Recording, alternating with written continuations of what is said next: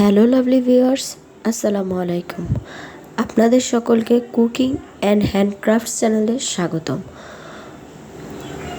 আজকে আমরা খাঁটি গরুর দুধের সন্দেশ বানাতে যাচ্ছি। চলুন দেখে আসি কিভাবে বানানো যায়। আমি একটি পাত্রে 2.5 লিটার দুধ দিয়ে চুলায় বসিয়ে দিয়েছি। দুধটা ভালো করে ফুটে আসা পর্যন্ত অপেক্ষা করব। আমি অনবরত নাড়তে থাকবো।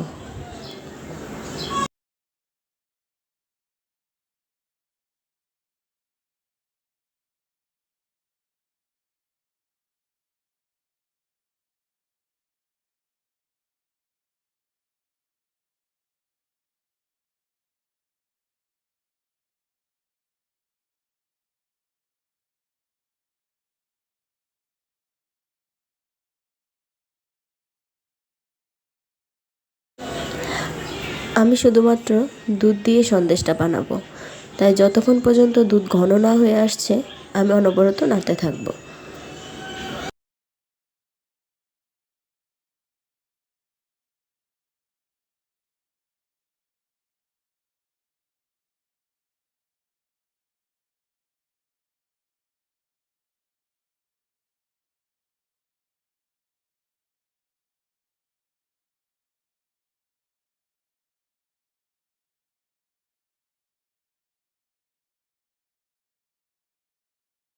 দেখতেই পাচ্ছেন দুধটা কতটা ঘন হয়ে এসেছে এবং এই পর্যায়ে আমি নাড়তে থাকবো।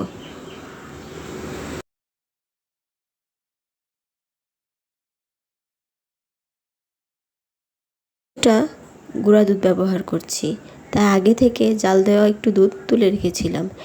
এখন আমি সেই দুধটার সাথে গুঁড়া দুধ মিশিয়ে নিচ্ছি। আপনারা আস্তে আস্তে দুধটা অল্প অল্প করে মেশাবেন। দুধটা গরম দুধে দিবেন না, তাহলে দলা পাকিয়ে যেতে পারে। একটু দুধ তুলে রেখে ঠান্ডা করে তার সাথে আস্তে আস্তে মিশিয়ে নেবেন এবং দুধটা খুব ভালো করে মিশিয়ে নিবেন।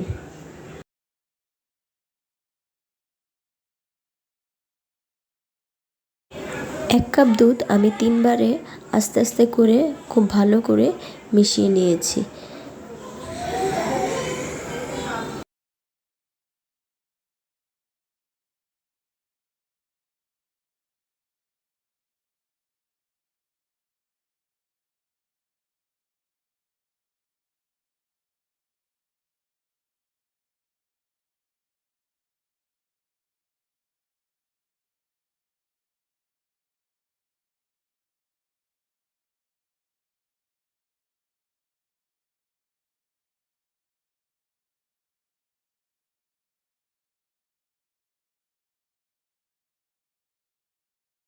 এখন আমি গুলে রাখা গুঁড়ো দুধটা জাল করা দুধের সাথে মিশিয়ে নিব।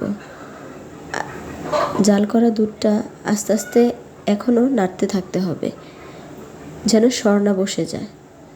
মনে রাখবেন, দুধে কোনো সর বসা যাবে না। দুধটা এখন আস্তে আস্তে ঘন হয়ে আসবে। আর এখন আমি চিনি ব্যবহার করব। আমি 1 কেজি দুধের জন্য 250 গ্রাম চিনি নিয়েছি। আমার এখানে 2.5 লিটার দুধ ছিল, তাই আমি 2 কাপ চিনি দিয়ে দিয়েছি।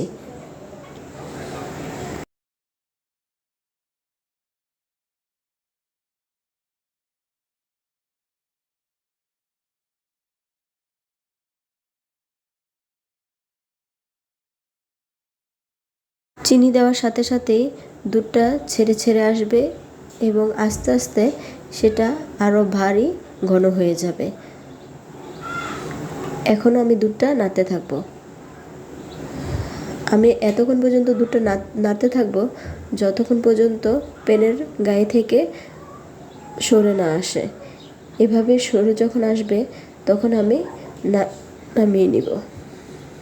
এই পর্যায়ে আমি দুধটা নামিয়ে নেব এবং একটু ঠান্ডা করে নেব।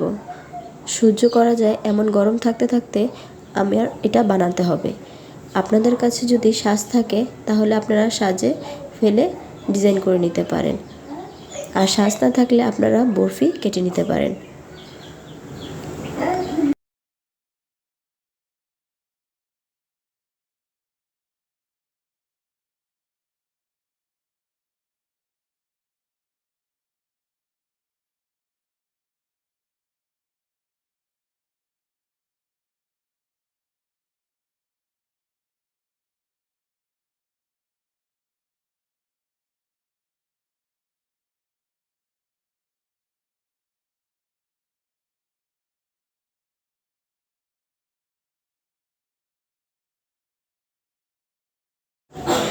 আমার সন্দেশের ব্যাটারটা একটু ঠান্ডা হয়েছে।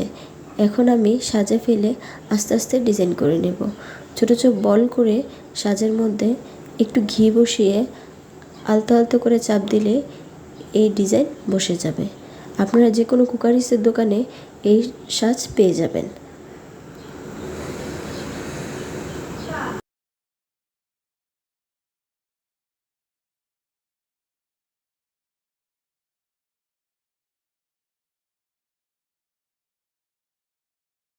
আপনাদের কাছে যদি ঘি থাকে তাহলে হাতে একটু একটু ঘি ভরিয়ে নেবেন। ঘি ভরালে হাতে আর সন্দেশের বেটাটা লাগবে না, আর সন্দেশগুলো খুবই মসৃণ হবে।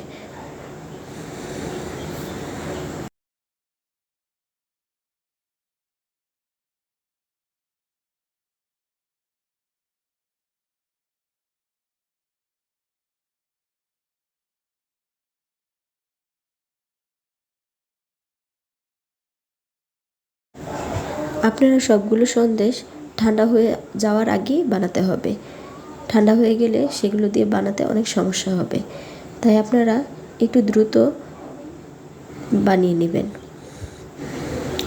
আপনাদের কাছে যদি আমার এই রেসিপিটি ভালো লাগে অবশ্যই সাবস্ক্রাইব করবেন এবং আমার পাশে থাকবেন। প্রতিদিন এমন নিত্য নতুন আয়োজন নিয়ে আমি আছি আপনাদের সাথে।